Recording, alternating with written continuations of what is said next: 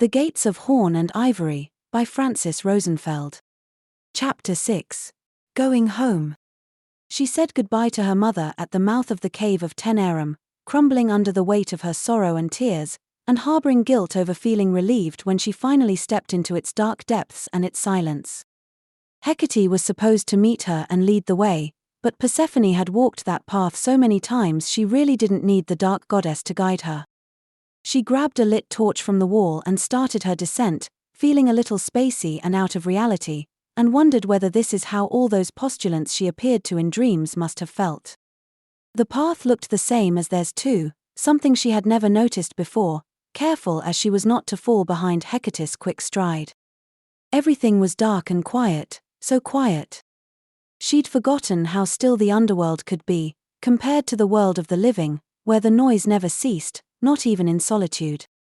The narrow path swept between large rock formations, who had been shaped and carved by underground streams, and their constant flow had covered them in rainbow layers of reds, ochres, blues, and whites, almost like somebody had painted them on purpose. The path was covered in soft silt. Persephone had to guess this narrow tunnel must have been a riverbed at some point, which now dried up. Its silky consistency cradled her feet without a sound, making her footsteps softer than those of a cat. She was so focused on her journey, careful not to hit her head on the low stalactites, she didn't see him standing there in a hollow, watching her with a beaming smile. Hades loved to watch Persephone when the latter didn't know he was there, happy to be the secret witness of her solitude, or her most mundane activities. He watched her like one would a flower, from a distance, careful not to interfere with its unfolding, marveling at the softness of its petals, and its lovely burden of morning dew, guarding it jealously to allow it to remain unharmed by the careless fingers of the dunces who weren't able to appreciate its wonder. She finally saw him and her smile lit up the dark cave and filled it with happiness before she jumped in his arms. "I wanted to surprise you," he kissed her cheek, pleased by her reaction. Her skin was cool, soft and fragrant under his lips, and reminded him of tuberose petals. He was never at ease with these yearly trips, always wondering whether she wasn't happier in the world, and if her return to his side wasn't guided more by commitment and obligation than by love. Fortunately for him, one look in Persephone's eyes reassured him that was definitely not the case. His body relaxed, and he took the torch from his wife's hand to light up the rest of the way. "Merry meet again, wife," he bid her welcome, feeling a bit awkward for having to greet his own spouse like she was a stranger, visiting. "I love you too, Hades," she answered his unspoken statement, and followed in his footsteps on the path which had started widening, until it opened into an enormous cave, with columnar stalactites, whose sparkling amethyst crystals gleamed in the light of the torch in bright yellow and violet hues, like a stone forest. The cave was so tall she couldn't see the ceiling, and the soft silt of the riverbed had been replaced with citrine pebbles. She knew the underworld very well and was sure she'd never been in this crystal cathedral before. "It's brand new," Hades whispered, pleased she loved his gift, and then brought the conversation back to more practical subjects, as not to get carried away by emotion. "How many this time?"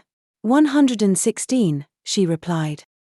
They'd had this conversation before so many times the specifics of it went without saying. "What on earth are they doing to these people? You bring back more and more every year. How are you coping with the load? Not too much strain, I hope." He didn't wait for her answer, just reassured her they'd reach the Lethe soon enough, so she could deliver her spiritual passengers to its peace-giving waters. "And how is your mother?" "Well, I hope," he asked, politely. "She's always fine, as you well know, my love, and sends her good wishes," Persephone added from herself. She was sure her mother would have sent her kind greetings to her husband should she have remembered to do so.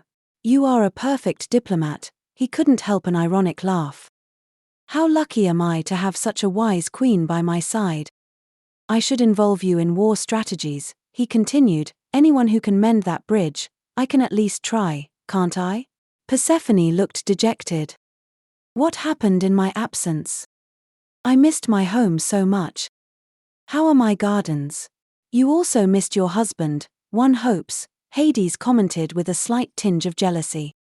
"Only every day," Persephone replied. I wanted us to have a few moments alone before the festivities. Once we reach Hades, there won't be a moment's peace until all the pomp and pageantry is over. As if summoned, the Erinyes landed at their feet and prostrated themselves with their dark wings stretched out on the ground. Welcome home, mistress.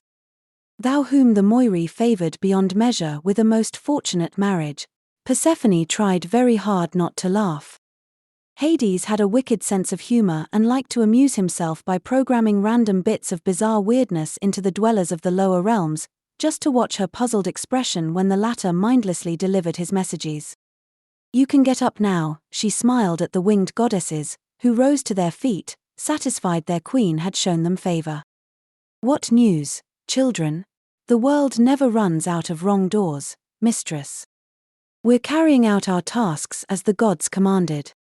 And you never fail in your duties. Persephone never missed the opportunity to offer praise. She'd seen her share of despots and tyrants, being in such close proximity to the Tartarus, and learned a wise lesson. All the power-hungry warlords of the world thought subjects were easily controlled with deprivation, hatred, and fear, and they all failed to garner the esteem they so greedily coveted and instead ended up thickening the ranks of Tartarus, where they received the full measure of their own torments. No being, no matter its station, ever forgives being treated as worthless, and having its work mocked and taken for granted. Thank you, mistress, the leader of the Erinyes replied. Did you bring us any assignments from your journey? All in due time, Persephone nodded. We'll discuss this at length tomorrow. Now I'm sure everybody is looking forward to the feast. What feast? Hades faked surprise. That one over there, one thinks, my sweet. Persephone pointed to a green valley inside her grove where an army of servants was setting the tables for an elaborate banquet.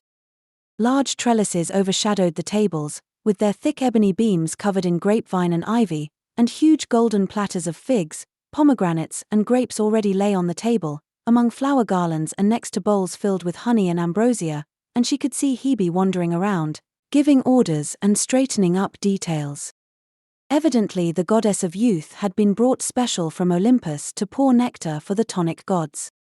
Around the tables, the trees of her orchards were bending under the weight of ripening fruit, whose honeyed scent reached her from afar, the smell of sweet figs, plums, and apples, mixed with the delicious sugary aroma of turning grape leaves. There was a special vibration in the air which passed through her like lightning, and she guessed the muses must be nearby, to remind her how much she enjoyed working on her painting and her poetry, and leading in the dances, and she thought Hades had spared no effort in ensuring his lovely bride would be thrilled to be back home. The rhythms of joyous music rose from the valley, where the sounds of the flutes, the lyres, and the bendirs filled the air, and she could hear the laughter and joyful banter of the nymphs, who chased each other through the orchards, filled with the boundless energy of youth. The realm of the underworld lived in perpetual twilight, not the dim light that accompanies the day's descent into the night, but the glorious time of sunset, when the firmament is painted rose and purple and canary yellow, and all the clouds turn pastel colors and try to outdo each other, in a game of sky painting which yields colorful striped swirls and looks like a giant fruit nougat. Persephone remembered that in the agitation of her departure she didn't think of eating anything, and she was ravenous, a reality which the sight of the feast in the distance amplified to epic levels. Good grief. I told them to set the tables on the other side of the grove. Now the surprise is completely ruined, Hades complained. When we get there, you can offer me a glass of water from the Lethe and I'll be as surprised as you want me to be, Persephone smiled impishly. They ruined you up there in the living world, he mock-sighed. Where is my innocent and guileless bride? Why does everyone mourn my no longer being an idiot?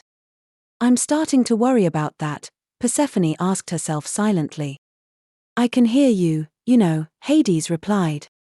Here, have some of this, you need to keep your strength, he offered her a pomegranate, opening it first to expose the seeds. Pomegranate, my love? She laughed. Do you have a problem with that? Hades frowned. Not in the least. She grabbed the fruit from his hands and started munching eagerly. By the gods, I was starving. She took a deep breath after the first half of the fruit had started settling her stomach. I had a feeling about that, he mumbled under his breath.